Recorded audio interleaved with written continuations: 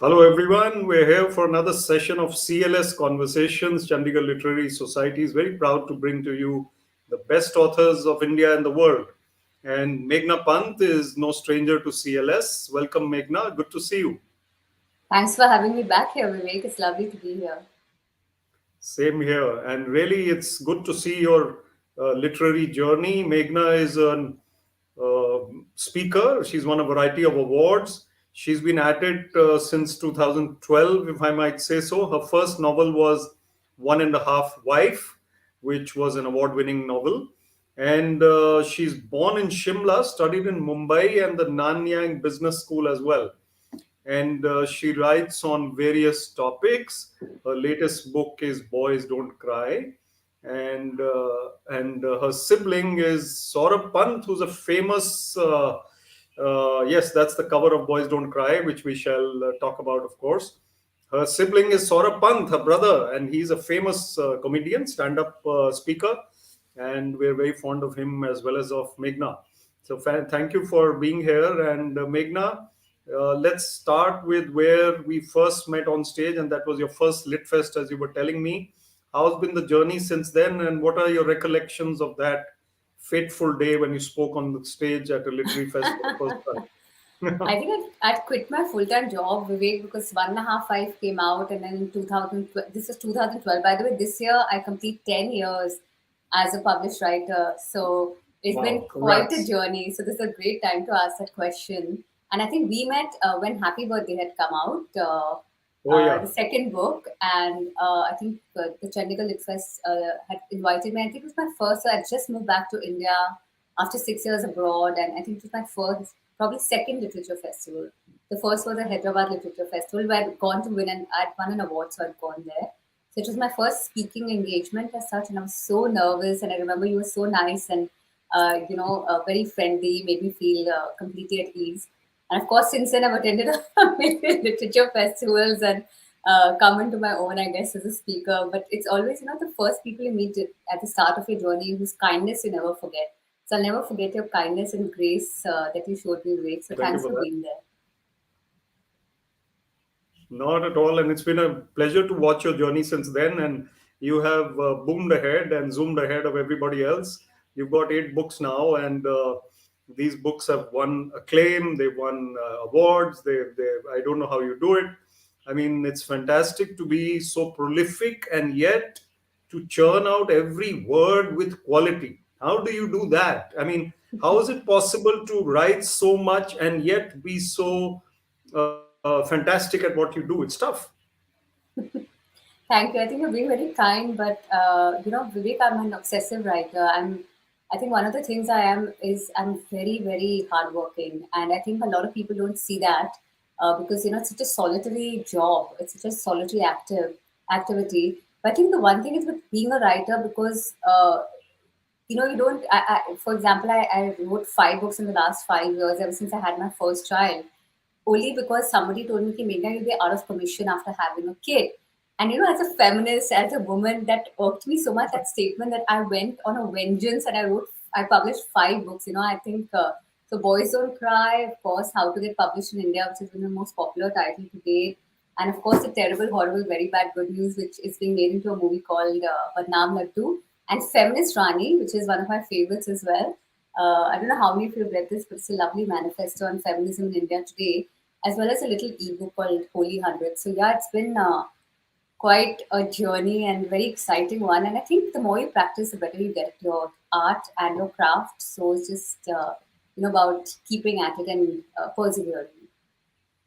I think you must write one before we come to Boys Don't Cry and the movie which is being made on your work. I must talk about the fact that you must advise the young mothers of India as to how to write books and do other things because it seems that after having babies, people don't want to go back to work that easily, or they don't want to. Even Bollywood ladies have taken breaks, but you haven't. And of course, writing is possible from anywhere, anytime, and that probably Yeah, helps. But it you've does. also done shows, haven't you? I remember we met in Bombay once, and Vijay Amritraj was one of your subjects on a show. And so tell us a Yeah. little more about your speaking journey as well. So I've hosted a bunch of shows for First Post as well as She the People where I interviewed celebrities. So, I worked in corporate finance after my MBA, but then I quit that to become a business journalist. In fact, my first stint was with Times Now with Ornab Goswami. So he was my first TV boss. I was on the business team that time, and then I moved to That was NDTV great Profit. Then I learning, I'm moved. sure. Tough boss. Those are stories for another day. Can't say it I know. publicly.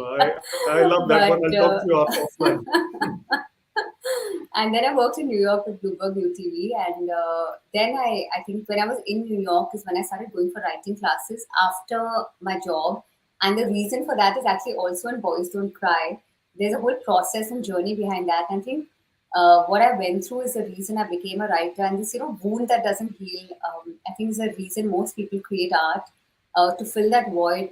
It's a sort of healing. So for me, writing has been a healing. It saved me from the worst moments in my life, and it continues to salvage my soul, and now has manifested publicly as well. So from being a private salvation, it's gone on to reward me in public, and I'm very grateful for that journey. So I think I rewarded back by working extremely hard and being as prolific as I can.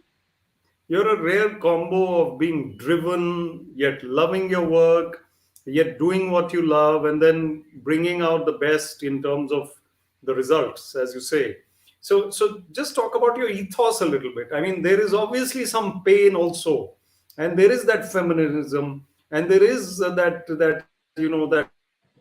passion to convey what you feel from the core of your heart. Obviously, that is there as well, and there have obviously been some bumps along the ride. So let's talk about the pain and the result a little bit. So, I don't know how many of you know that I was in an abusive marriage for 5 years, and that's what Boys Don't Cry is all about. And I think, despite my education, despite my exposure, by that time lived abroad, I'd studied abroad, I'd worked abroad. I'd been raised by very forward-thinking, very intelligent, smart parents, and a very strong female figure, in guise of my mother.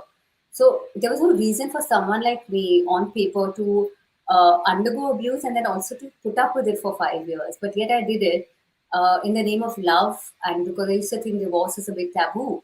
So I had to fight. First of all, you have a confidence stripped away from you if you're abused, especially with emotional abuse.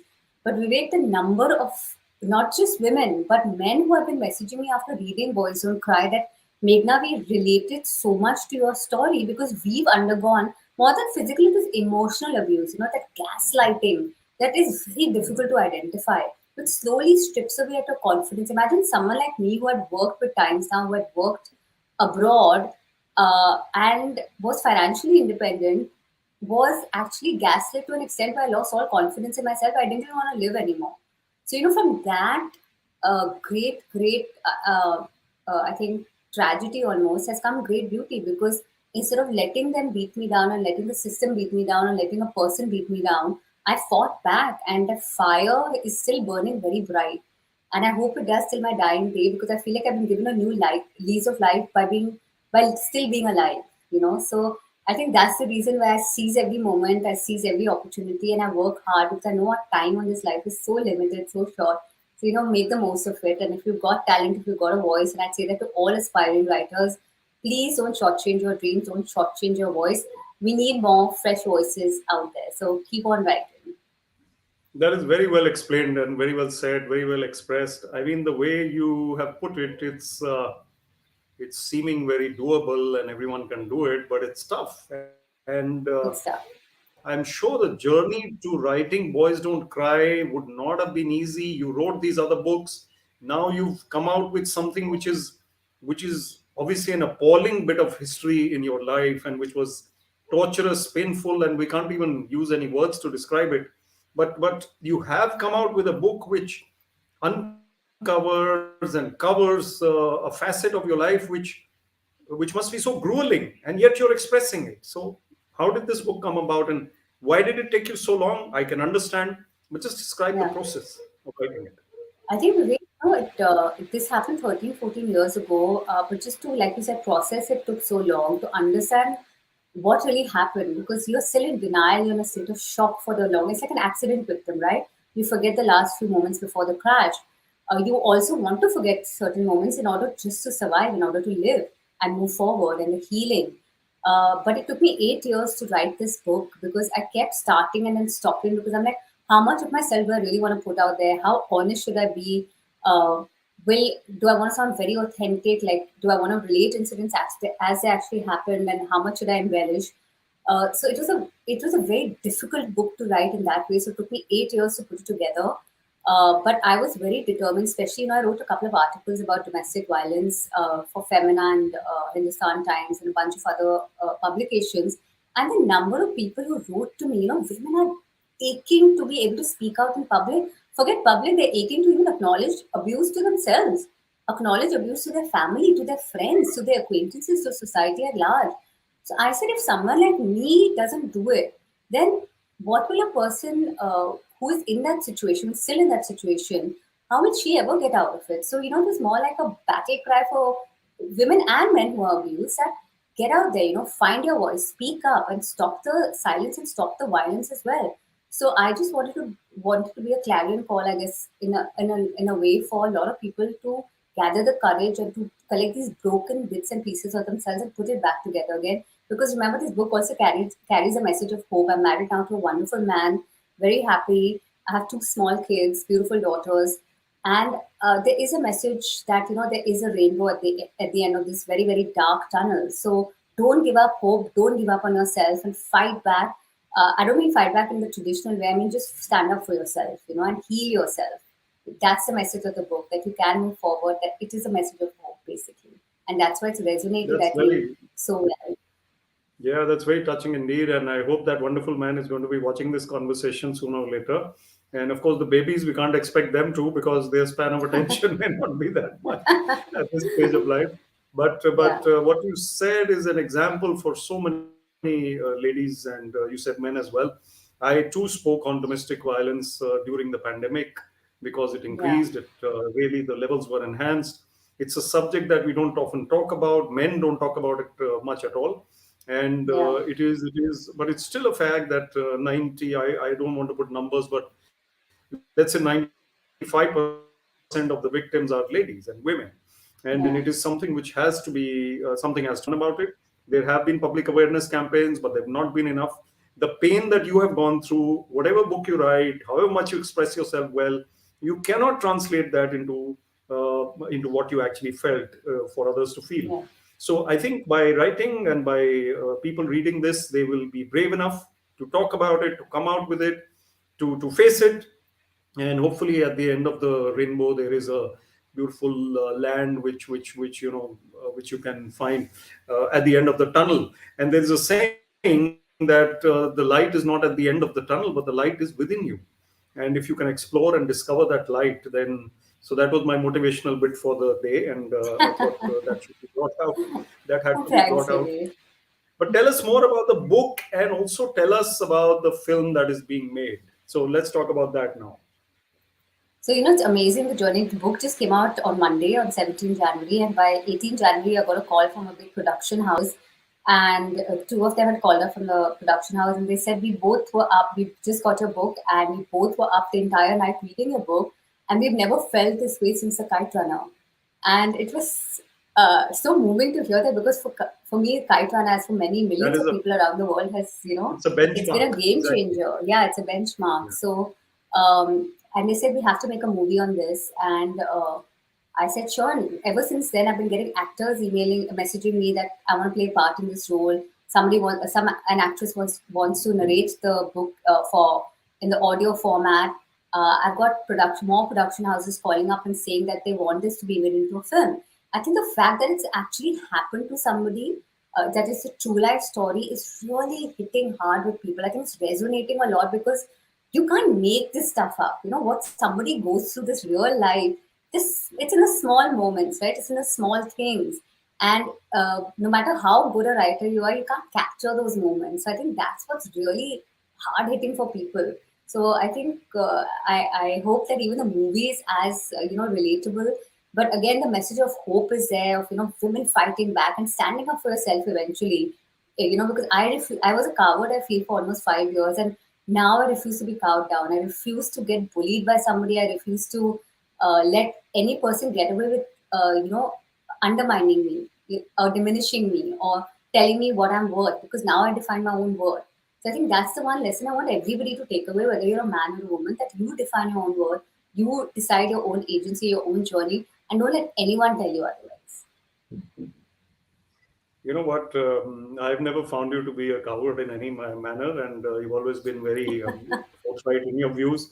And I do remember, I mean, a couple of times when I realized that you are not somebody to be taken lightly. And I'm saying this on air. And also, I remember visiting your house, and I met Yeah. your mom, Ma'am Sujata Pant, and having Yes. some wonderful Himachali food, was it? I think it was Himachali food. Himachali food. Yeah. Yeah. And it's also the upbringing, Meghna, and it is also the values that your parents instill and the courage that they give you and the example and the role models that they are. And then you, in turn, for your children, would also be the same, I'm sure. So how much of a contribution does your family now, your husband and your mom, have to your doing what you do? You just praised the fact that I've written 5 books in the last 5 years, and I have to confess it's all thanks to my support system.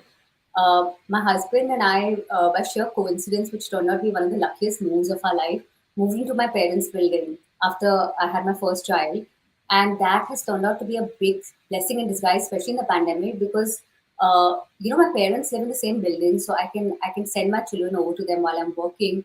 I'm one of those mothers who's very hands-on, so I never leave my children alone. But at the same time, if my parents are around, if my husband is around, I can focus on my work. So I think I have to thank, especially my mother. By the way, even during my divorce, she was the champion. Like once she understood what I'd been through, because I didn't talk about it to anyone for a very long time, unless I was certain that I want to get out, because I didn't want to talk badly of somebody that I was in love with, and also publicly was married to.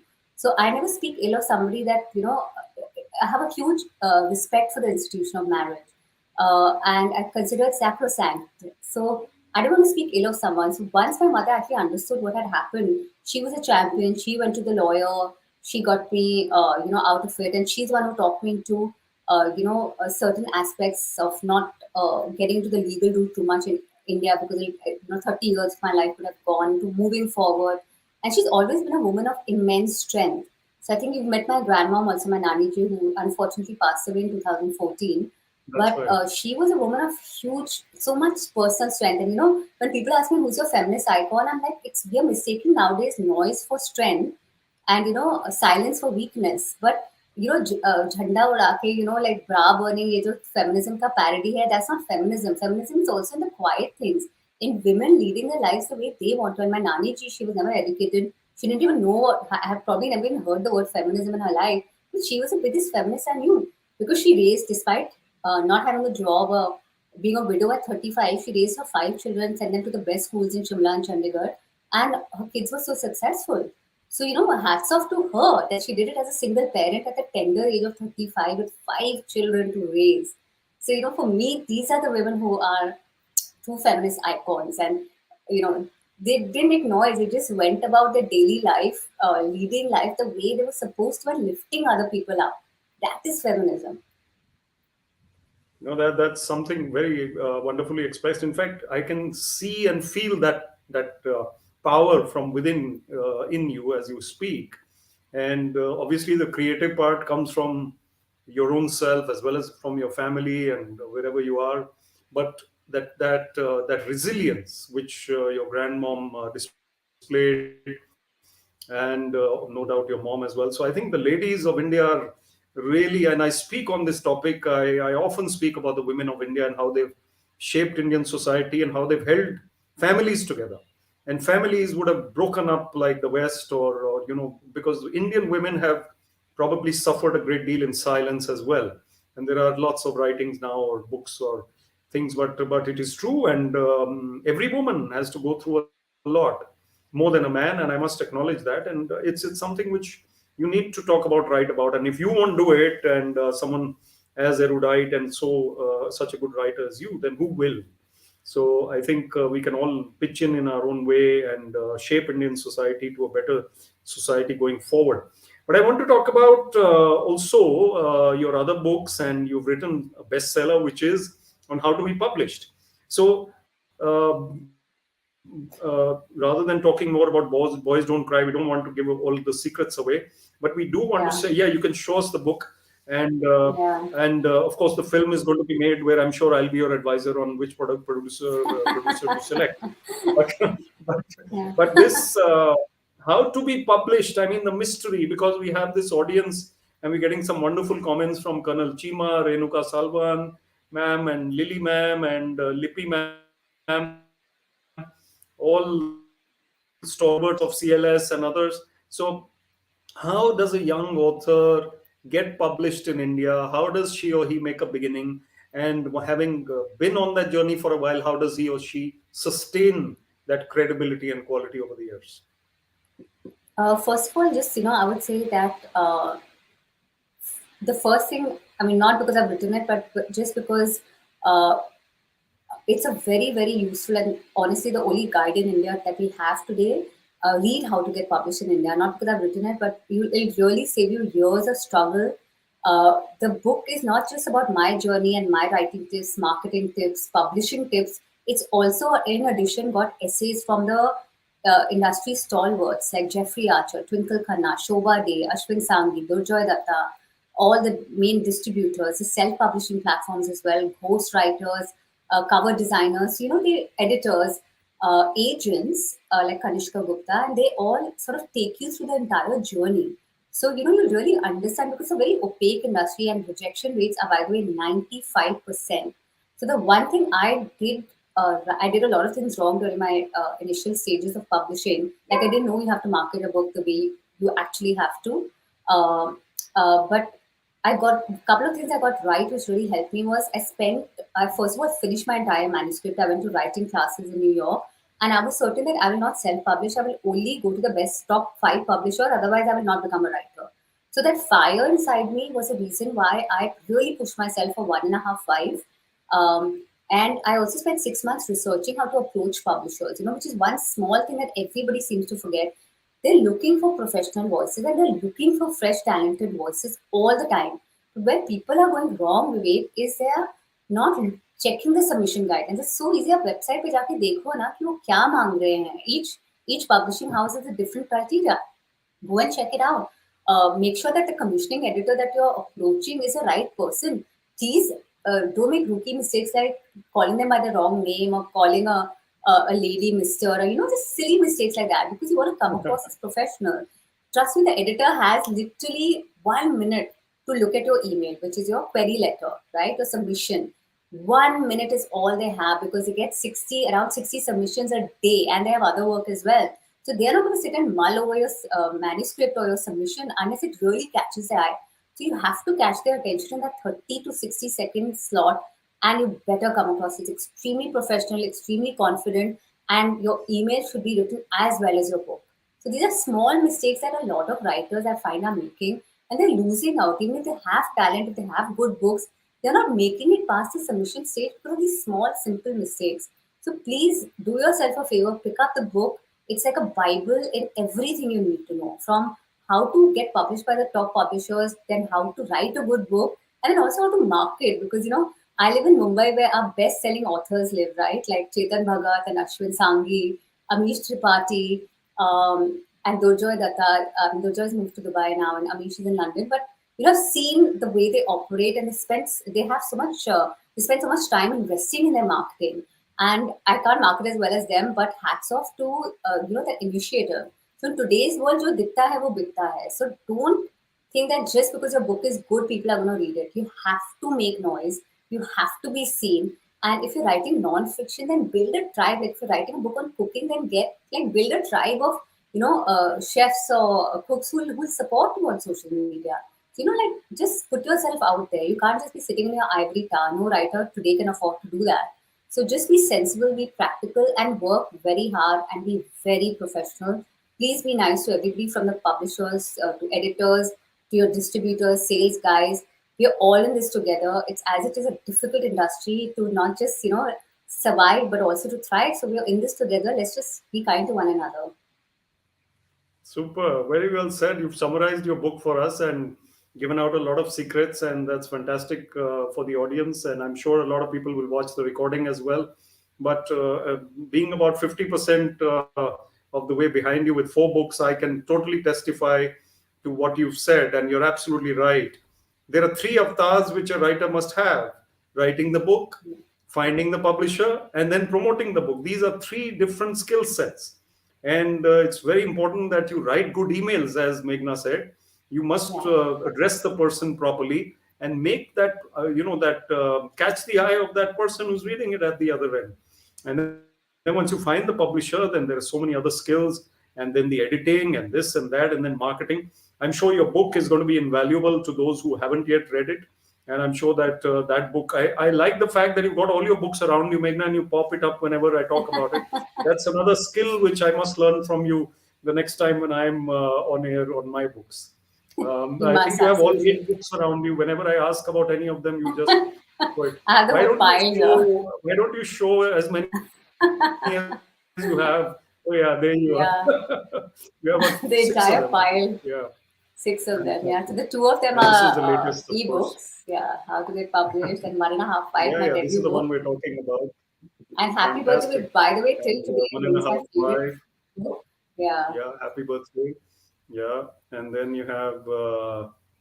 So this is a comedy which was written as a screenplay, and then of course Feminist Rani, which a lot of people have also loved, showed a lot of love to.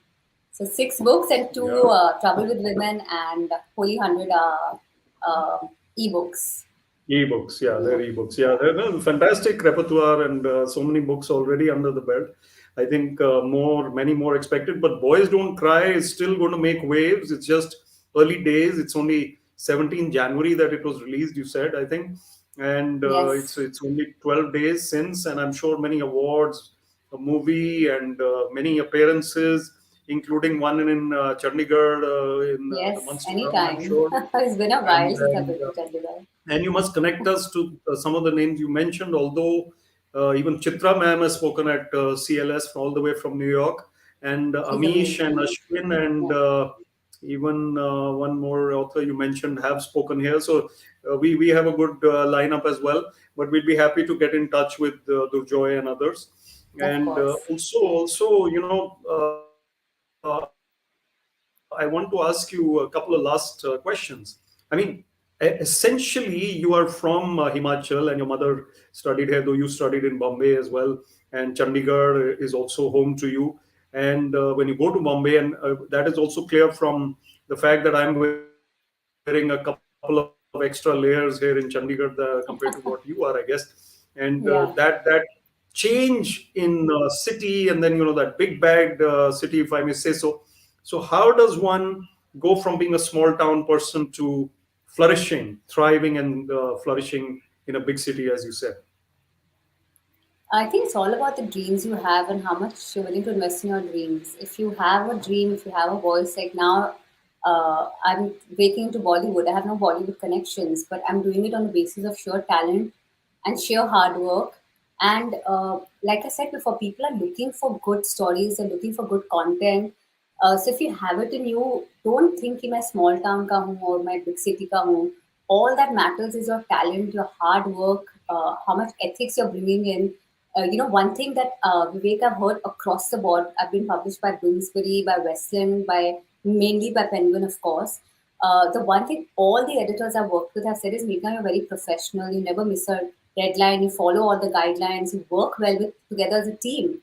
And I think these are small things we tend to overlook. Your interpersonal skills have to be good.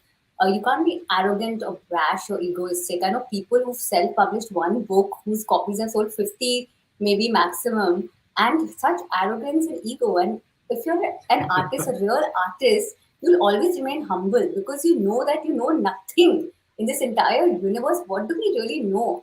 So, there's no right to be arrogant. There's no justification for bad behavior. And if you're down to earth, if you're hardworking, if you have talent, all this is a package that everybody is looking for, and they're desperately looking for it. So make yourself a complete package that is palatable to a lot of people. So if you have the talent, then you'll go ahead. A lot of people lose out when they have bad work ethic. So even if they have a good voice, they unfortunately are difficult people to work with. Then nobody will touch them with a barge pole. Why should they? Nobody wants to make their life difficult, right? So I know a lot of very talented and famous authors who will just not move beyond that because they're difficult people. So make yourself accessible, make yourself good to work with. People should look forward to working with you, and then only trust me, if you have happy people around you, make a good product that everybody can relate to. So I think that's really the key and the trick.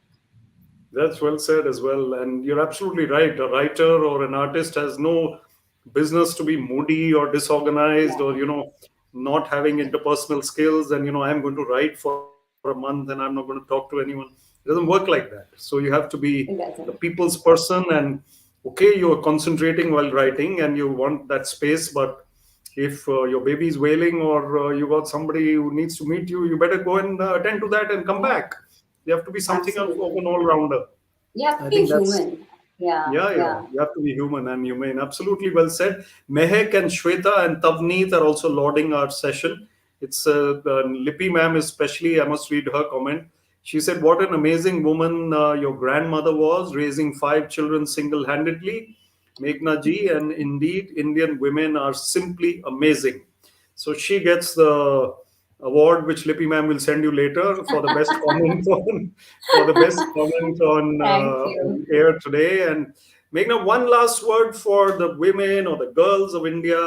Anything to inspire them, leave them with. What should they be looking forward to in life?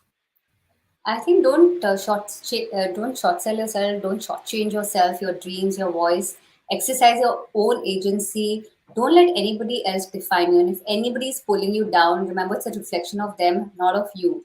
So stay confident, stay brave, stay courageous, stay true to yourself, and more than anything else, just keep moving forward, no matter what is holding you back. I always say, be a lotus. We are all lotuses in spite of the swarm.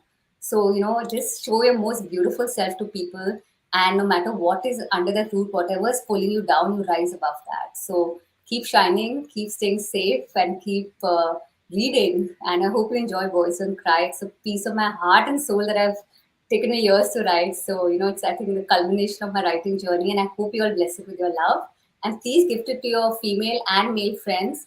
Let's keep taking this conversation forward for women, the 200 million abused women in our country, and for even the adolescent boys who are not being exposed to these kind of conversations. Let's make ourselves stronger and more progressive as a nation by taking these conversations forward. Thank you, Meghna. That was lovely. And we're also joined by an eminent author and police officer, Mr. Rajbeer Deswal. Thank you for your comments, sir. And you can also see that Meghna is still glowing while my image is darkening more than ever, because I forgot to switch on the light and the sun is about to set. So here I am with the window, and so some people will continue to glow and some will try to glow once in a while. Here we are again, and what a great conversation, Meghna. Really, really, I think we made the best of about 35 minutes. And if there's a better conversation on air today or even this week, I shall be very happy to watch it. Thank you very much, Meghna. It's good to Thanks, compliment Vivek. yourself while complimenting your fellow panelists. Signs of a good host. Thank you so much. Loved it. Thank Thank you. you Bye-bye. to Chandigarh Literary Society also for having me here. And Vivek, we'll catch up soon. Nice seeing you again. And thanks for the lovely conversation. Thank you.